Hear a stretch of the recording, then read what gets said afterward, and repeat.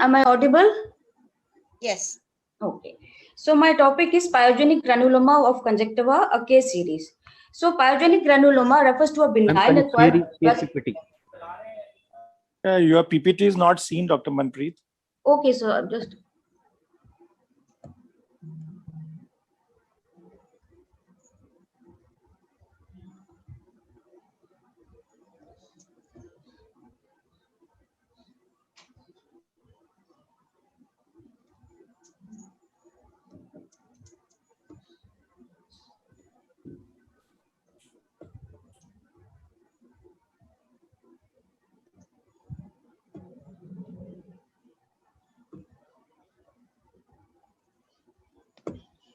Yes, doctor, can you please click on the share screen? Yeah, sure.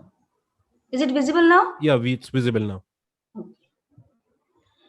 So pyogenic granuloma refers to a benign acquired vascular lesion commonly seen on the skin and mucosal surfaces. It is also called lobular capillary hemangioma. The term is a misnomer because the lesions are neither pyogenic nor granuloma. It is a fibrovascular response to a tissue insult such as surgical or non-surgical trauma or inflammation. It is most commonly seen after surgery for pterygium, squint, chalazion, or other spontaneously. The pathogenesis is thought to be secondary to local tissue hypoxia within the traumatized endothelial cells, which result in the expression of the growth factors such as vascular endothelial growth factor and basic fibroblast growth factor, leading to aberrant healing and growth.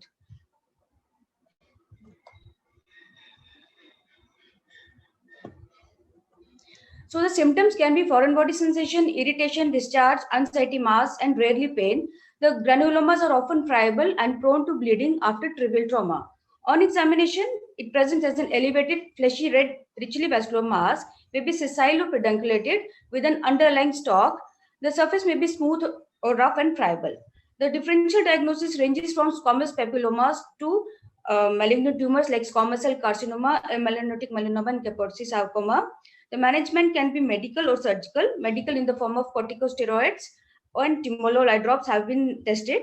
And surgical is the excision followed by the cautery, and cryotherapy at the base is the most common practice, but recurrence is not rare. So I will present a series of 7 cases. So the first case is a 23 years old male presenting with a mass in the left upper tarsal conjunctiva. The second boy is 13 years old and he had a history of a chalazion 3 months before the presentation, and this is thought to be because of the spontaneous rupture of the chalazion. And this third case is a female 30 years old presenting with the mass in the right upper tarsal conjunctiva, and we can see a fibrinoid necrosis. Case 4 is a 17-year-old male presenting with a mass in the left lower tarsal conjunctiva. He had a history of some accidental installation of some foreign body in the eye 1 month back, and after that he developed the symptoms and this rapidly growing mass. The case 5 is a girl, is a 9 years old girl. She had undergone symphylorectomy for her secondary to alkali burn. She had a pseudoterrorism also, and after excision of this pseudoterrorism and the Simlifron, she developed the pyogenic granuloma at the limbus on the superior nasal quadrant, and this is the slit lamp view of the pyogenic granuloma. Case 6 is a female again, 22 years old, and she presented with a mass on the bulbar conjunctiva just near the plica seminularis.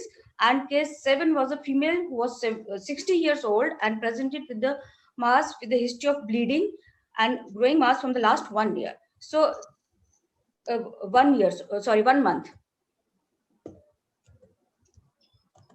So this slide summarizes the findings. So the age ranged from 9 years to 60 years.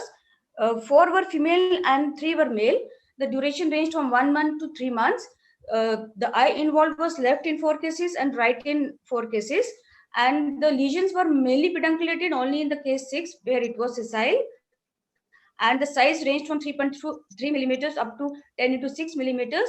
And interesting finding is that there was no definitive history of trauma or surgery or inflammation in 4 cases, and only 3 cases had a positive history of chalazion, trauma, or surgery. So all the cases underwent excision under infiltration anesthesia, and cauterization was done at base, except case 5 with the girl who had Simlifron, and the tissues were sent for histopathological examination.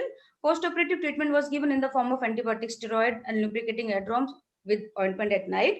And follow-up was done at 1 week, 2 weeks, 1 month, 6 months, and 1 year. and no recurrence was noted in any case. And this is the histopathological examination.